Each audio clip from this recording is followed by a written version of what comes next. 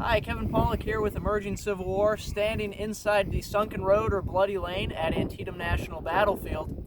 From about 9:30 in the morning until 1 o'clock in the afternoon of September 17th, fighting raged here in the area around the sunken road, both in the fields to my right where the Union attacks came from, two divisions of the Union's 2nd Corps, and then once they broke through the Confederate position here in the road itself, the fighting extended in the fields to my left that were owned by the Piper family, a Piper cornfield, the Piper orchard, and then the Piper farm itself as well. Roughly in this position where we are was around the right flank, just behind me of Robert Rhodes' Alabama Brigade, one of two Confederate brigades initially charged with defending the positions here in the sunken road.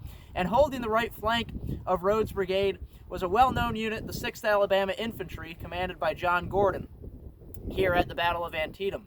Gordon is very well known for having been wounded 5 times here at the battle, the first 5 of 9 wounds that he would receive during the entire course of the American Civil War. Now, if you have read Gordon's memoirs, which are very, very good and interesting, they can also be a bit flowery sometimes in the way that he writes things and remembers his services in the Civil War, but he says that the only thing that saved his life here on September 17th, with 5 Union bullets already in him, was a 6th Union bullet. And according to Gordon, when he fell with the 5th ball smacking him in the face, he fell face first into the floor of the sunken road, and he fell with his face into his cap. He said he would have drowned in his blood had it not been that earlier in the day a Union bullet put a hole through his cap that allowed the blood to drain out.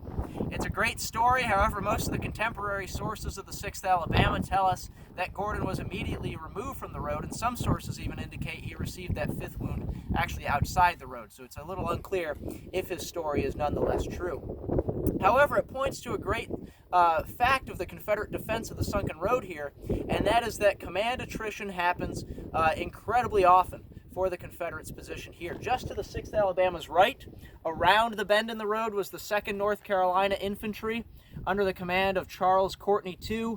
II was perhaps one of the most well-educated soldiers in the entire Confederate Army. He was a graduate of the Citadel in Charleston, South Carolina, military academy there. He even founded his own military academy, helped to establish one in North Carolina before the war as well. II was second in command of the North Carolina Brigade, defending the right end of the Confederate line in the sunken road. And when II was informed that his immediate superior officer, George Anderson, was wounded, that II was now in command of the brigade as soon as II acknowledged that he was struck in the head, and he would later die in the roadbed. So Gordon was able to survive and make it out. Charles II ultimately did not. After the battle, after about 5,500 casualties in that 3.5 hours of action here in the area of the sunken road, this became one of the first places that Alexander Gardner and James Gibson came to photograph. And one of the most famous photographs that they captured was from standing roughly at this point, looking towards the bend in the sunken road here behind me.